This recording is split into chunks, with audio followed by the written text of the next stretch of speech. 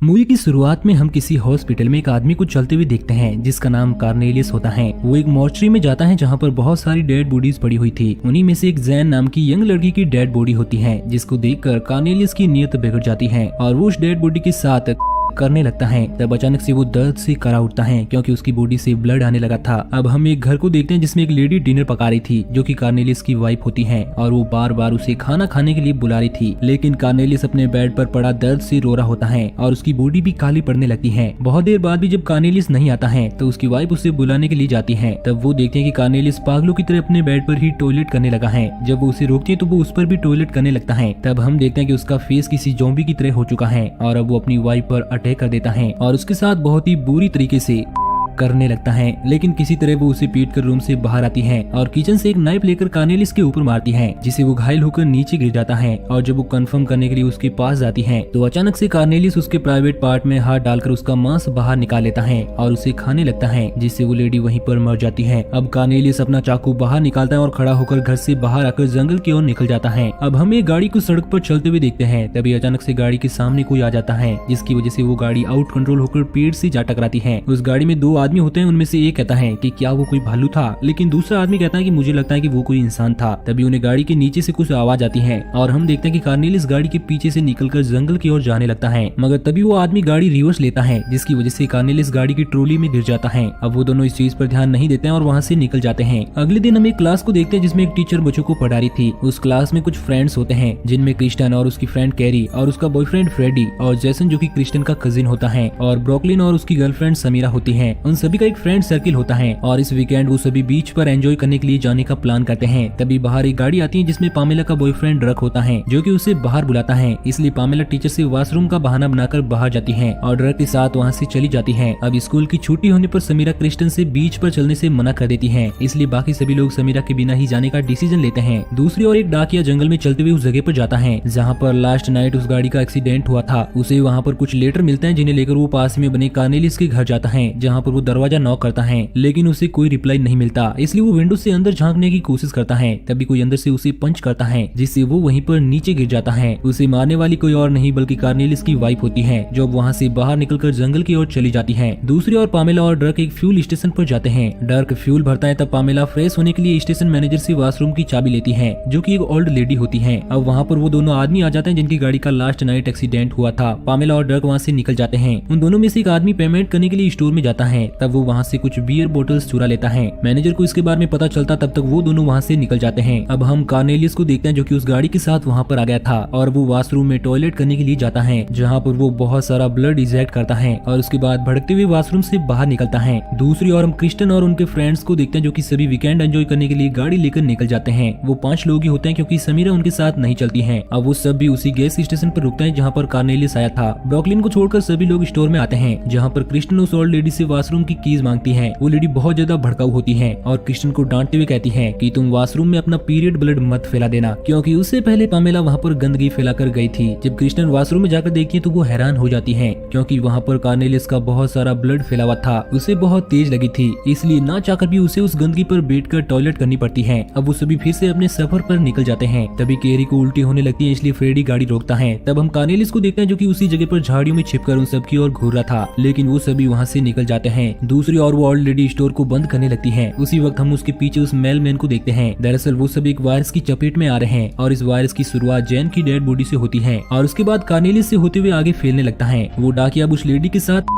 करने लगता है जिससे वो भी इस वायरस से इन्फेक्टेड हो जाती है। कैरी और उसके सभी फ्रेंड्स हाईवे पर जा रहे होते हैं, तब उन्हें एक मोटेल दिखाई देता है और वो सभी अपनी रात वहीं पर बिताने का प्लान बनाते हैं। उसी मोटेल में पामेला और ड्रक होते हैं जो कि वहाँ पर एंजॉय करने के लिए आए थे। अब फ्रेडी और जैसन मोटेल में इंक्वायरी के लिए जाते हैं और 2 रूम्स बुक कराते हैं। अब सभी अपना लगेज लेकर मोटेल में चले जाते हैं, लेकिन जैसन कुछ देर तक कार में ही रुकता है क्योंकि उन्होंने 2 ही रूम लिए थे, इसलिए फ्रेडी कैरी के साथ कुछ एंजॉय करने के लिए उसे बाहर ही रुकने को कहता है। रूम में जाकर फ्रेडी कैरी को इंटरकोर्स करने के लिए कहता है, लेकिन कैरी उसे मना मना कर देती है क्योंकि उसकी तबीयत थोड़ी खराब होती है। इसलिए फ्रेडी उस पर गुस्सा होकर वहाँ से चला जाता है। बाहर जाकर वो डस्टबिन के पास जाकर मास्टरबेट करने लगता है, लेकिन उसे कैरी पर गुस्सा आ रहा था, इसलिए वो अपना सर डस्टबिन पर पीटता है, जिससे बेहोश होकर वहीं पर गिर जाता है। जेसन गाड़ी में बैठा अकेले थक जाता है। तभी वो ओल्ड लेडी वहाँ पर आती है जो जेसन पर अटैक कर देती है, लेकिन किसी तरह वो भागते हुए रूम में चला जाता है जहाँ पर वो कैरी को उसके बारे में बताता है। लेकिन वो देखता है कि कैरी बहुत ही ज्यादा अजीब बर्ताव कर रही है। दरअसल कैरी भी इस वायरस से इन्फेक्टेड हो जाती है क्योंकि उसने कार्नेलिस के ब्लड पर बैठकर टॉयलेट किया था, जिसकी वजह से उसे इन्फेक्शन धीरे हुआ और अब वो पागल होकर जेसन को किस करने लगती है। दूसरी ओर ड्रग पामेला को छोड़कर बाहर जाने लगता है क्योंकि वो उसके साथ चीट कर रही थी। पामेला उसे वापस आने के लिए कहती है, लेकिन तभी वहाँ पर कार्नेलिस आ जाता है और वो उसे बुरी तरह से काट देता है, जिससे वो भी वायरस से इन्फेक्टेड हो जाती है। ड्रग को उसके चिल्लाने की आवाज सुनी देती है, मगर वो उसे इग्नोर करके वहाँ से चला जाता है। दूसरी ओर जेसन और कैरी इंटीमेट हो रहे थे, तभी कैरी उसे काटने लगती है क्योंकि वो पूरी तरह से इन्फेक्टेड हो चुकी थी। वहीं फ्रेडी को होश आता है और वो वापस अपने रूम में जाता है, जिसकी सारी लाइट्स ऑफ होती हैं क्योंकि कैरी वहाँ पर तोड़फोड़ करके जा चुकी थी। बेड पर जेसन बेहोश पड़ा हुआ था, लेकिन फ्रेडी को लगता है कि वो कैरी है, इसलिए वो उसके साथ इंटरकोर्स करने लगता है। लेकिन जब वो लाइट्स ऑन करके जेसन को देखता है तो डर जाता है और वो वहाँ से जाने की कोशिश करता है, लेकिन वो जेसन के साथ कनेक्ट हो चुका था, जिसकी वजह से वो उससे अलग नहीं हो पाता। तभी वहाँ पर वो ओल्ड लेडी आ जाती है जो फ्रेडी पर अटैक कर देती है,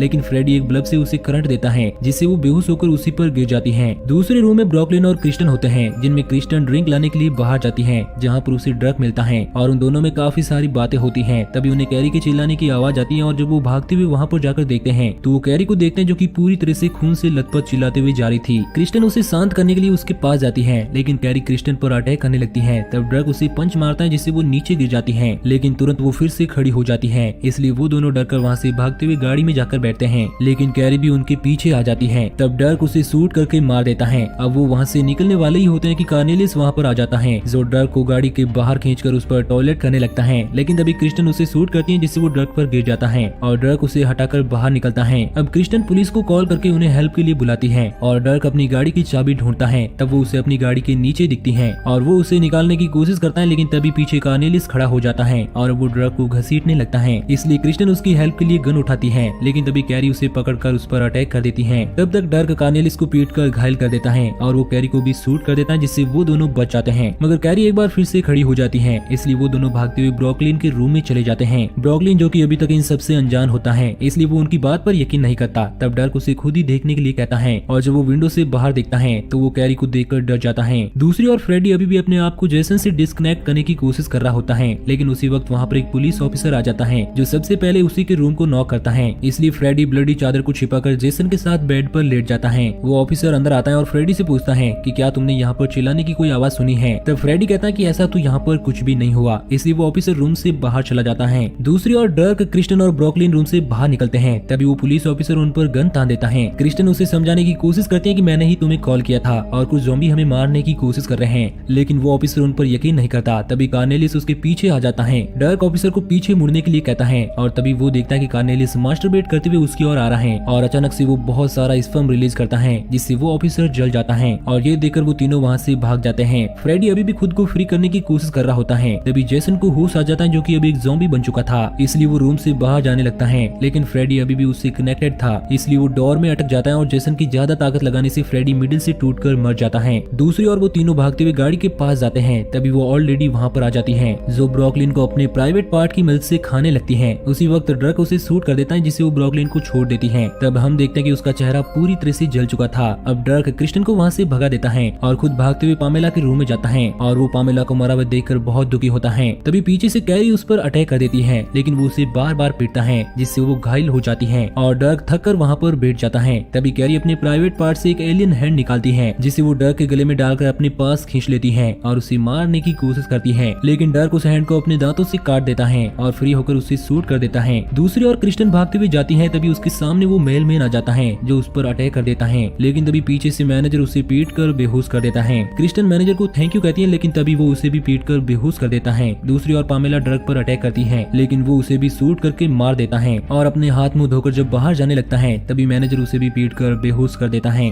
जब उन दोनों को होश आता है तो वो अपने आप को बंधा हुआ पाते हैं जिनके सामने मैनेजर बैठा हुआ था। अब वो एक आदमी का कान काटकर उसे खाने लगता है, जिसके साथ एक लेडी और मास्क लगाए हुए लड़का भी होता है। असल में वो लोग कैनिबल होते हैं, इसलिए अब मैनेजर फ्रेश मीट के लिए डर्क का हाथ काटने लगता है, लेकिन तभी वहाँ पर कार्नेलिस आ जाता है जो आते ही सबसे पहले उस मैनेजर को मार देता है। तभी क्रिस्टन के हाथ खुल जाते हैं और उसे एक गन मिल जाती है, जिससे वो कार्नेलिस कार्नेलियस को शूट करती है और वो नीचे गिर जाता है। अब डर्क और क्रिस्टन वहाँ से निकलकर भाग जाते हैं और गाड़ी में बैठकर निकलने लगते हैं, लेकिन तभी जेसन डर्क पर अटैक कर देता है और वो उसे गाड़ी से बाहर खींचकर मारने लगता है। तभी डर्क एक स्टिक से पीटकर उसे घायल कर देता है। वहीं वो ऑलरेडी क्रिस्टन को मारने लगती है, मगर क्रिस्टन उसके प्राइवेट पार्ट में हाथ डालकर उसे मार देती है। अब क्रिस्टन और डर्क दोनों गाड़ी लेकर वहाँ से निकल जाते हैं। अगले दिन हम उनकी गाड़ी को किसी सुनसान जगह पर खड़ी देखते हैं, जिसमें क्रिस्टन बाहर निकलकर डर्क के पास जाकर उसे थैंक यू कहती है और अब वो दोनों किस करते हैं। मगर तभी डर्क देखता है कि क्रिस्टन भी किसी वायरस से इन्फेक्टेड हो चुकी है। क्रिस्टन ये देखकर डर जाती है और डर्क को खुद से दूर रहने को कहती है। तभी एक गाड़ी उसे हिट कर देती है और उस गाड़ी में वो दो आदमी होते हैं जिनका सबसे पहले कार्नेलियस से सामना हुआ था। वो डर्क को बताते हैं कि ये वायरस हर जगह फैल चुका है और सभी लोग धीरे धीरे करके ज़ॉम्बी बन रहे हैं। अब डर्क वहाँ से जाने लगता है। तब वो पूछते हैं कि तुम कहाँ पर जा रहे हो। तब डर्क बताता है कि मैं साउथ की ओर जा रहा हूँ, जहाँ पर मेरी फैमिली रहती है। तब वो कहते हैं कि अब कोई भी जगह इस वायरस से नहीं बची है, तुम्हें साउथ की ओर नहीं जाना चाहिए क्योंकि वहाँ पर ये वायरस सबसे ज्यादा फैला हुआ है। तब डर्क कहता है कि तुम मुझे मत सिखाओ,